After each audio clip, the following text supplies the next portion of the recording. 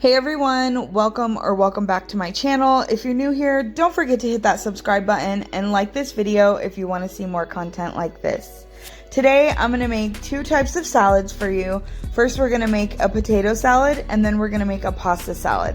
So for this first recipe, we're going to make a buffalo potato salad, and I'm super excited about this recipe, you guys. I think it came out delicious and I'm super excited to share it with you. So for this first part of the recipe, we're going to start by roasting some cauliflower. So you're going to need some cut up pieces of cauliflower, and then we're going to just add some garlic powder and some buffalo sauce to that in a bowl, and we're going to mix that up, and then we're going to be roasting that in the oven. Now, you could do this in the air fryer, whatever works for you. You just go ahead and do what you're comfortable with in your kitchen. Today we're keeping these recipes whole food, plant-based, and oil-free. So obviously you can adapt that to whatever works for you and your diet, but you want to make sure, if that's your way of eating, that you want to have a oil-free buffalo sauce. Now, once I add everything in the bowl, I'm just going to mix it up, and then we're going to transfer it to a baking sheet so that we can bake this in the oven like I mentioned before. So while your cauliflower is roasting in the oven, you're going to go ahead and start on your potatoes. So an important little tip here that not a lot of people know, I didn't know until a few years ago, you want to start off with cold water. You don't want to pre-boil your water when you're boiling potatoes, because that turns your potatoes like mushy and broken really easily. So you want to start with some cold water, and you're going to boil these for about 10 minutes until they're fork tender. You don't want them too soft because this is a potato salad, so you want a little bit of a bite to those. Once you're done boiling your potatoes, you're going to want to take that cauliflower out of the oven when it's done roasting, and you're going to set that aside in a bowl, and you're going to allow that to cool while you're gathering the rest of your ingredients. Now, about this time, my potatoes were done, so I went ahead and checked them to see if they were fork tender, and they were, so it was time to remove them from the pot. And then I just ran them under some cool water and allowed them to cool off a little bit before I assembled it. So now we're going to go ahead and make our sauce. Now today, instead of using like a mayonnaise or a yogurt, I'm going to use tahini sauce, and this is going to keep it compliant, but obviously you could do what works for you. If you want to use a vegan yogurt, or you want to use a vegan ranch even, or a vegan mayonnaise, you could do that. But if you want to keep this whole food, plant-based, and oil-free, I highly suggest using tahini sauce. Not to mention, I absolutely love how it came out. So I go ahead and I add my buffalo sauce to my tahini and give it a mix. I actually ended up adding more buffalo sauce later, so I'll have the exact measurements in the description box below. And then I also forgot to add my garlic powder right here, so I do that later. But all the correct measurements are going to be in the description box down below for you guys.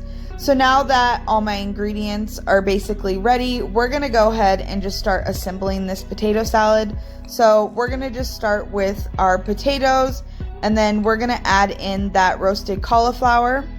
And then I have some thinly sliced celery, and then we're going to add some carrots. Now you could dice these really small if you don't have like a grater or something, but I just grated these on one of those like small garlic graters that I have. But you could just do whatever size works for you. You could even buy pre-shredded carrots and it would still be great. I just wanted them a little thinner, just so that I could kind of hide them in there. It's a great way to just disguise another veggie in this dish, and so that's what I went ahead and did. So now I'm going to go ahead and add that sauce. Now, like I said, I ended up realizing that it needed a little more buffalo sauce. I was kind of making this as I go, so I didn't test this recipe before I filmed it. Spoiler alert.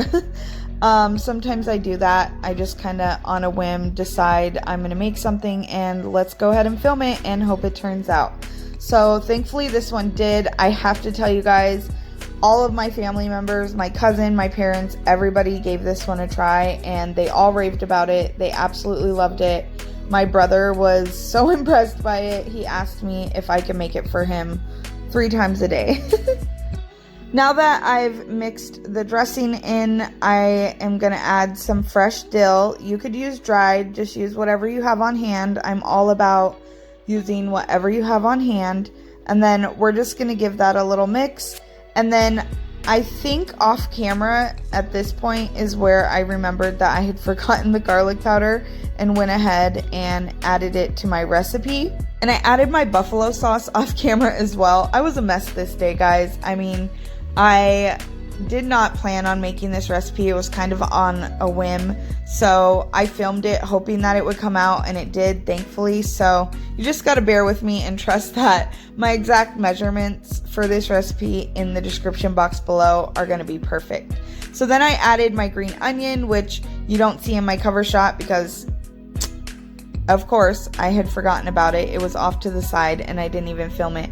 So I was able to film it for you guys when I added it to my recipe. Anyways, this turned out fantastic, you guys. I'm so glad that my vision came to life and I actually went for it and it came out great. Like I said, my friends and family absolutely loved it. It's the perfect side dish or dish for springtime. So we're gonna go ahead and get right into this next recipe. This is a Greek pasta salad with a tofu feta. I had been craving this type of salad, but I wanted to do something that everyone could eat depending on your dietary needs, whether you're whole food, plant-based, and oil-free, or just a regular vegan. I wanted to make sure that this would work for everyone. So I started off by making my marinade for my tofu. I used some apple cider vinegar, some garlic powder, excuse my cat in the background, she's really loud, some lemon juice, and then some oregano and basil.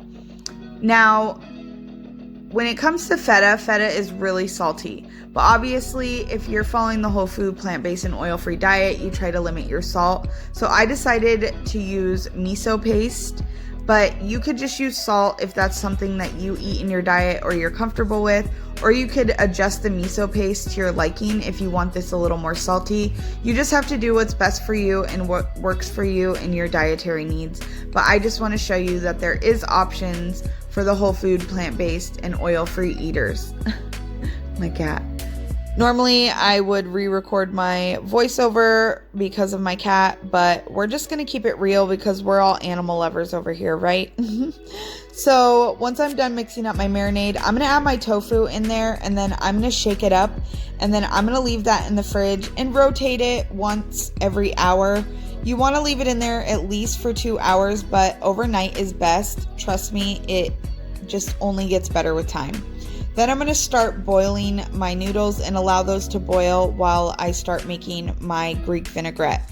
Now, I decided I was going to use aquafaba in place of oil in my Greek vinaigrette. So that's what you see here. And if you're not familiar, aquafaba is just the juice from a can of garbanzo beans. It's basically bean juice.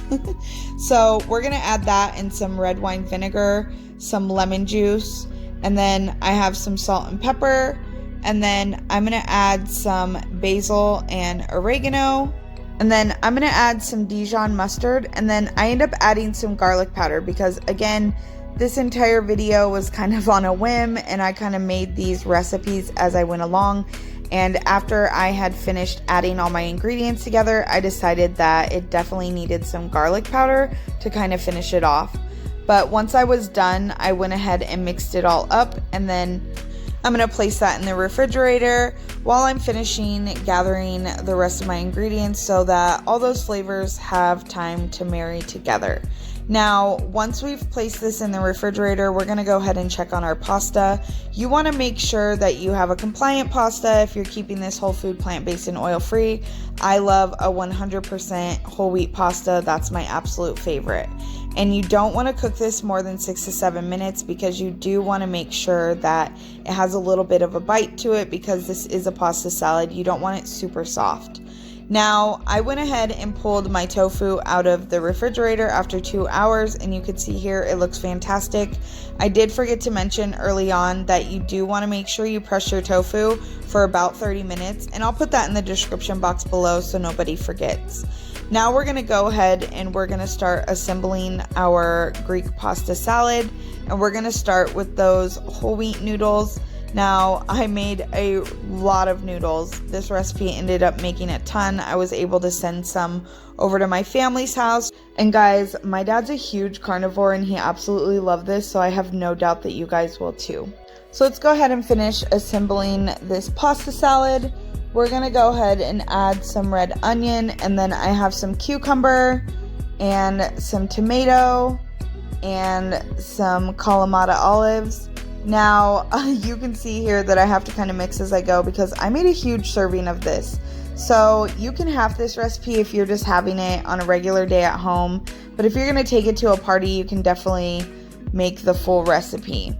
So I'm going to go ahead and add my tofu and then my dressing. And that's it, guys. We're going to mix it together. You're going to want to let this set up in the fridge for a couple hours before you serve.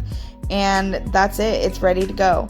This pasta only got better with time, honestly. Each day it got better and better.